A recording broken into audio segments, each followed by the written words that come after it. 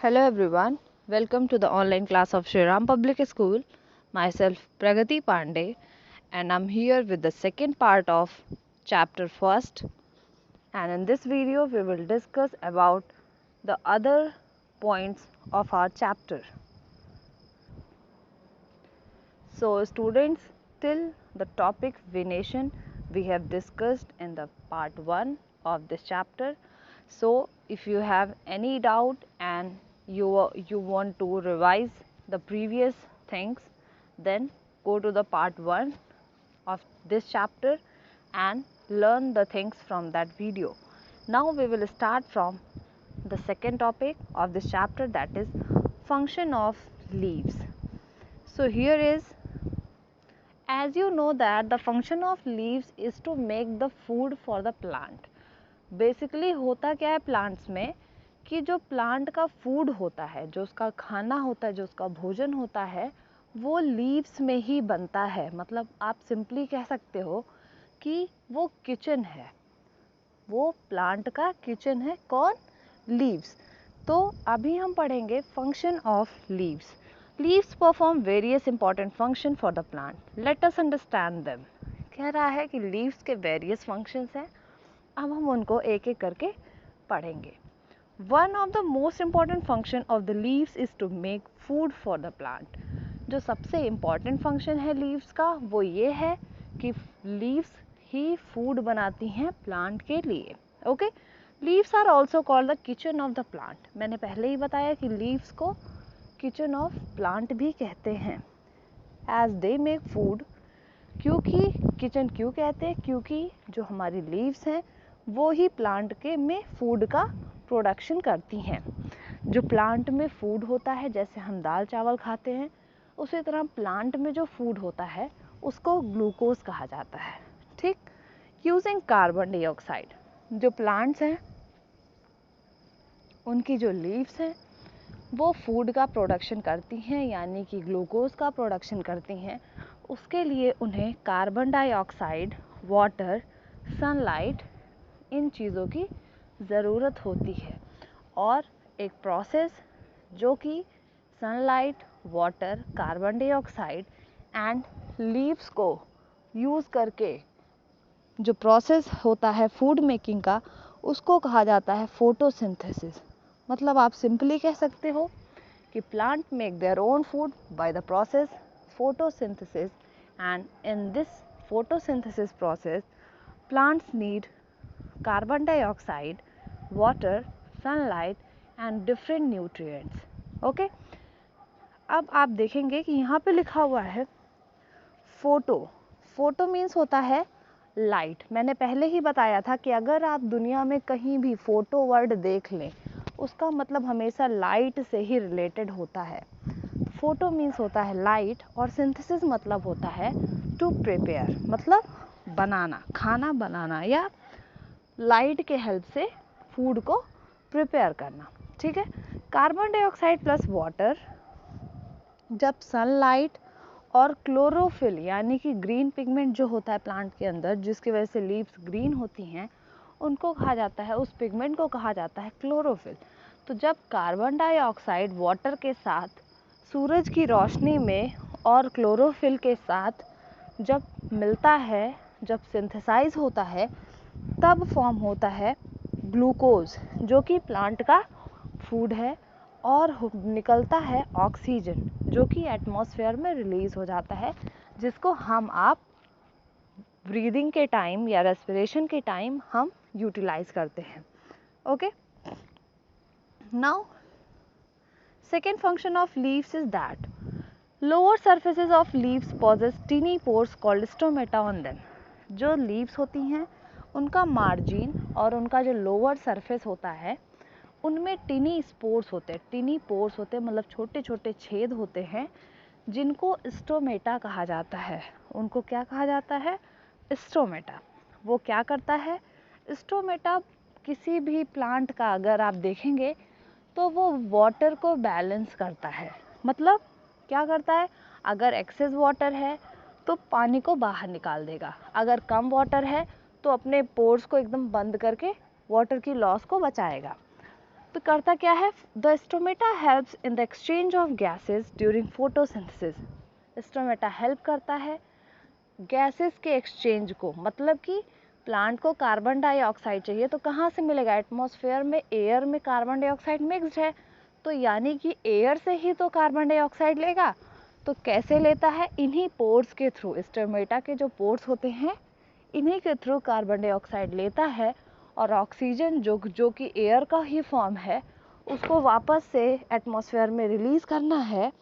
उसके लिए भी यही स्टोमेटा के पोर्स के थ्रू ऑक्सीजन भी वापस से एटमॉस्फेयर में जाता है। ठीक है, through stomata carbon dioxide enters during photosynthesis. मैंने अभी भी बताया कि स्टोमेटा के ही हेल्प से कार्बन डाइऑक्साइड प्लांट्स के अंदर एंटर करता है, जिससे फोटोसिंथेसिस प्रोसेस हो पाए, और फोटोसिंथेसिस होने के बाद जब ऑक्सीजन बनता है तो ऑक्सीजन एटमॉस्फेयर में इन्हीं जो पोर्स होते हैं स्टोमेटा के, इन्हीं के थ्रू वापस से एटमॉस्फेयर में चला जाता है। ठीक है, देखेंगे डायग्राम। आप देख रहे हैं सनलाइट है प्रेजेंट, सनलाइट इस प्लांट्स पे पड़ रही है।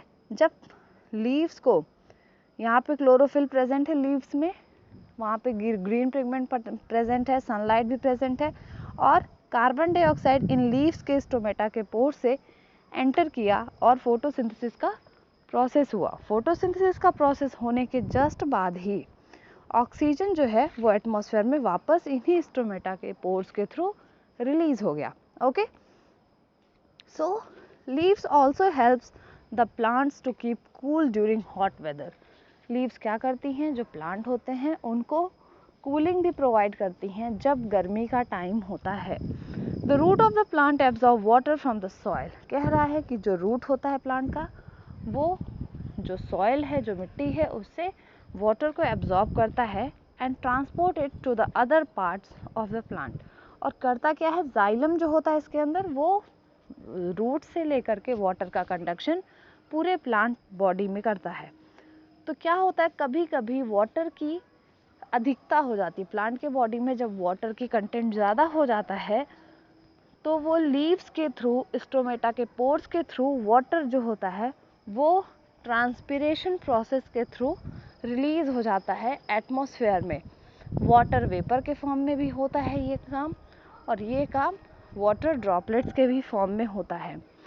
तो क्या करता है, ये एक्सचेंज ऑफ गैसेस तो करता ही है, ऑक्सीजन और कार्बन डाइऑक्साइड का एक्सचेंज ऑफ वाटर भी करता है in the form of water droplets और in the form of water vapour. ठीक है, और इस प्रोसेस को जब वाटर का एक्सचेंज होता है स्टोमेटा में तो उसको कहते हैं ट्रांसपिरेशन। ठीक है, transpiration also help in maintaining water cycle in nature. Transpiration ही ये एक तरीका है जिससे वाटर साइकिल जो है हमारे एटमॉस्फेयर में वो बैलेंस्ड रहती है। Okay, now we have an activity which we will do in our assignment, or we will do that activity in our school also. इसमें क्या है, आपको सिंपली एक प्लांट लेना होगा जिसको गमले में आपने लगाया है, उस गमले के किसी भी प्लांट के किसी भी पार्ट में, लीफ वाले पार्ट में आपको पॉलीबैग बांध देना होगा। और रात में आप ये चीज़ करेंगे, अगले दिन आप सवेरे या दोपहर में आप देखेंगे कि जो पॉलीथीन होगी उसमें थोड़ा सा भाप या आपको वाटर ड्रॉपलेट्स आपको दिखाई देंगे, जो कि ये शो करता है कि रात में प्लांट जब पूरी टाइम ऐसे पड़ा हुआ था, अगले दिन दोपहर तक वाटर रिलीज उसने किया, और वो वाटर जो था वो ड्रॉपलेट्स के फॉर्म में या वाटर वेपर के फॉर्म में आपको उस पॉलीबैग में दिखेंगे। ठीक है, तो इससे हमें पता चलता है कि ट्रांसपिरेशन प्लांट्स के अंदर हो रहा है। तो ये एक एक्टिविटी है। Now we have arrangement of leaves. जो लीव्स होती हैं किसी भी प्लांट की, वो उसकी ब्रांचेस में किस तरह से अरेंज्ड होती हैं। अगला टॉपिक हमारा ये है, तो अब हम इसको देखेंगे। The arrangement of leaves in various वे। जो किसी भी प्लांट पे जो लीव्स का अरेंजमेंट होता है वो वेरियस वेज में होता है। जैसे कि स्टेम पे का, कहीं कहीं स्टेम पे होता है, कहीं कहीं जो स्टेम होता है वो और डिवाइड होकर के पतली पतली ब्रांचेस में होता है, वहाँ पर भी गुच्छों में भी लीव्स पाई जाती हैं। तो मतलब कुछ कंडीशंस होती हैं अलग अलग पेड़ की और अलग अलग टाइप के प्लांट में अलग अलग टाइप का अरेंजमेंट होता है लीव्स का। तो जो ये लीव्स का अरेंजमेंट होता है किसी भी प्लांट में, इसको कहा जाता है फाइलोटैक्सी। मतलब arrangement of leave in various phase, किसी भी प्लांट में लीव्स का अरेंजमेंट जो कि वेरियस फेज में होता है on the stem such that they get maximum exposure to sunlight is called phyllotaxy. Basically होता क्या है, प्लांट है, प्लांट में लीव्स जो है कुछ नीचे हैं, कुछ ऊपर हैं, कुछ आगे होती हैं, कुछ थोड़ा सा अंदर होती, प्लांट के ब्रांच से कुछ लीव्स एकदम सटी हुई होती हैं, कुछ लीव्स ब्रांच से थोड़ी दूरी पर होती हैं। तो ये सब अरेंजमेंट भी प्लांट की एक कंडीशन है। तो आप सोचिए कि सूरज की रोशनी किसी किसी पत्ते पे एकदम सीधी पड़ती है और किसी किसी पत्ते पे बहुत हल्की पड़ती है। तो वो जो कंडीशन होती है कि सूरज की रोशनी जो लीव्स का अरेंजमेंट है उसमें कितने देर तक, कितने ड्यूरेशन तक, कितनी तेज रेज किस पे आ रही हैं, ये जो डिस्कस किया जाता है ये हम फाइलोटैक्सी के अंदर डिस्कस करते हैं। There are 3 ways in which leaves are arranged in plant.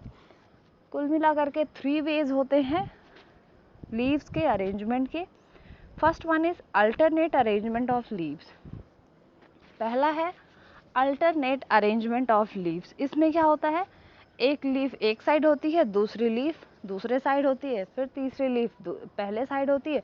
मतलब कुछ आप देखेंगे तो कुछ इस तरह से ये लीफ जो होती हैं, एक इधर है, दूसरी इधर, तीसरी इधर, चौथी इधर, फिर पांचवी इधर, छठवीं इधर। तो इस तरह का जो अरेंजमेंट होता है इसको अल्टरनेट अरेंजमेंट कहते हैं। जैसे कि नीचे आप इस डायग्राम में देखेंगे, एक लीफ इधर है, एक इधर है, फिर इधर, फिर इधर, फिर इधर, फिर इधर। तो ये कौन सा टाइप है, अल्टरनेट अरेंजमेंट है। इसी तरह से सेकेंड जो टाइप है that is opposite arrangement of leave. मतलब एक दूसरे के आमने सामने। जैसे कि डायग्राम में आप देखेंगे, यहाँ आप देख रहे हैं, यहाँ से सेम जगह से इधर भी लीव गई है, इधर भी गई है, यहाँ से इधर भी गई है, इधर भी गई है, इधर भी गई है, इधर, मतलब एक ही डेफिनेट पोजीशन है, वहाँ से दोनों साइड लीव्स गई हुई हैं। तो ये होता है अपोजिट अरेंजमेंट ऑफ लीव। और एक होता है world arrangement of leaves. World means होता है गुच्छा, वर्ल्ड मीन्स होता है क्या, गुच्छा। तो वर्ल्ड अरेंजमेंट जिनमें होता है वो आप देखेंगे डायग्राम में, देखिए ये एक जगह था, यहाँ से 1 2 3 4 5 लीव्स निकली हुई हैं, यहाँ से 4 निकली हुई हैं, यहाँ से फिर 5 निकली हुई हैं। मतलब क्या हो रहा है, 5 या 4 का गुच्छा बन रहा है, तो वो वर्ल्ड अरेंजमेंट होता है। तो उसके एग्जाम्पल्स भी दिए गए हैं। वर्ल्ड के एग्जाम्पल हैं आपके ओलियंडर, एस्पैरगस, वहीं पर अपोजिट के कैलोट्रोपिस, गुआवा, जैस्मीन। और आपका अल्टरनेट अरेंजमेंट का है example mango, sunflower, sheesham, mint, peepal, china rose. ये सारे एग्जाम्पल है आपके अल्टरनेट अरेंजमेंट के। Now we have modification in leaves. कह रहा है कि जो लीव्स होती हैं उनमें भी डिफरेंट मॉडिफिकेशंस होते हैं। तो मॉडिफिकेशन ऑफ लीव हम अगले वीडियो में देखेंगे। सो आज के लिए हमने पढ़ा arrangement of leave, first topic, और दूसरा टॉपिक था फंक्शन ऑफ लीव। 2 टॉपिक आज हमने पढ़ा। आपका असाइनमेंट वर्क है, right a short note on arrangement of leave and write a short note on different functions of leaf. That's all for today, guys. Thank you everyone.